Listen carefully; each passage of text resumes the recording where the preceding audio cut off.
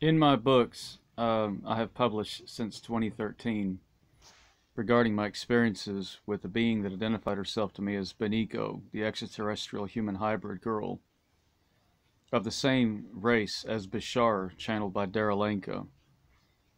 Um, she did, in my memories, tell me that in the 2020s there would be a pandemic virus that would sweep through the world in the 2020s of the 21st century.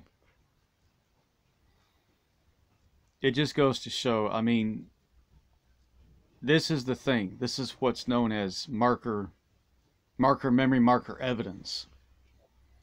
And while I have maintained contact with her over recent years, much of those recordings and that evidence has remained, by and large, out of the public eye, out of her request. And this isn't a case of saying, there you go, I got you, you skeptics. You know, look, got that right. There are people now having to scratch their heads and say, perhaps, just perhaps, this girl really exists. This is, in fact, the pandemic predicted in my books that was published more than 5 years ago. There's even some YouTube videos here where I have said this. Now, I understand that I'm on the fringe of life and the UFO world is not exactly the mainstream thing. I appreciate that I'd have a following and some subscribers, thank you. But I also appreciate that at this point, you know, you have to look at the books for that evidence, what I've put out there on Google Books under J.P. Moss. And because the books are, you can buy the books. Plus, they are,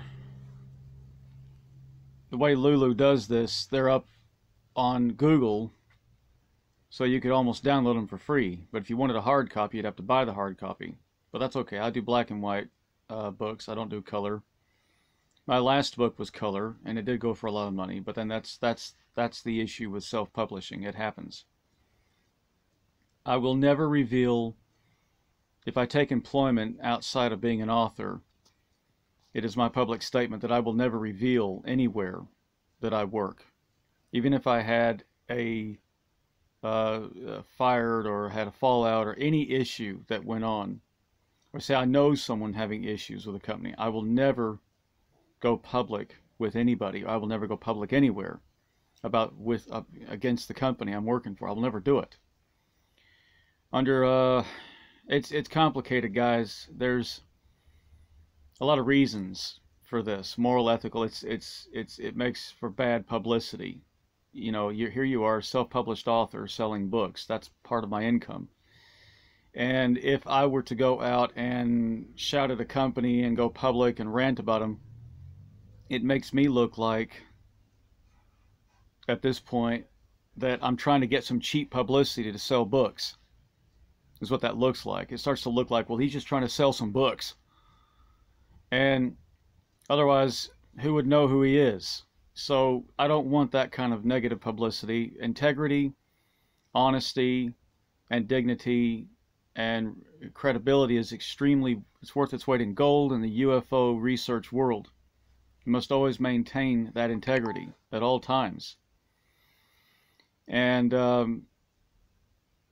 for myself and for Beniko, this integrity must be maintained.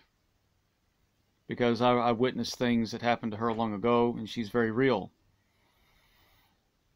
And I can assure you, I will go to the grave protecting that integrity of her, out of my love for her. This is something very serious to me.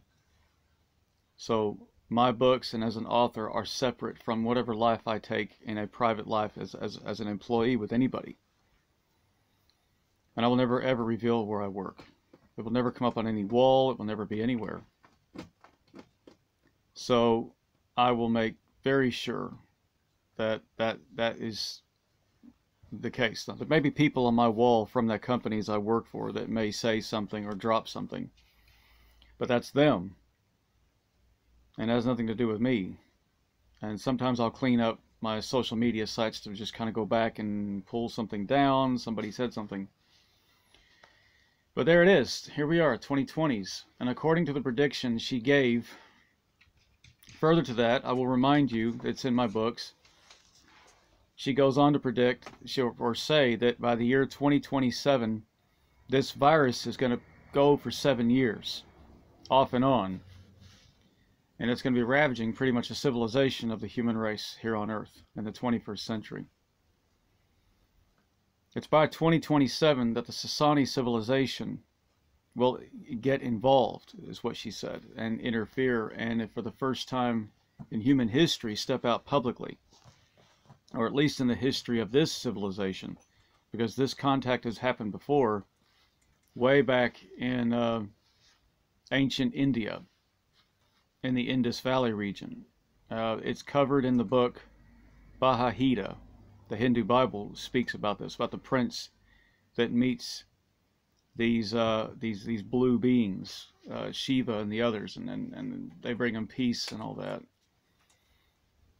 That's another alien civilization made contact with the human race to end its war at the time. And the prince was given technology, the ancient Indians were given technology, and they were flying around in something called Vahamas. And these were craft that it's covered in the Hindu Bible that were saucer-shaped, disc-shaped. So this is a very ancient book, dating back 6,000, perhaps 10,000 years old, the Hindu Bible. And it is talking about flying vehicles that resemble the very same vehicles we are seeing today.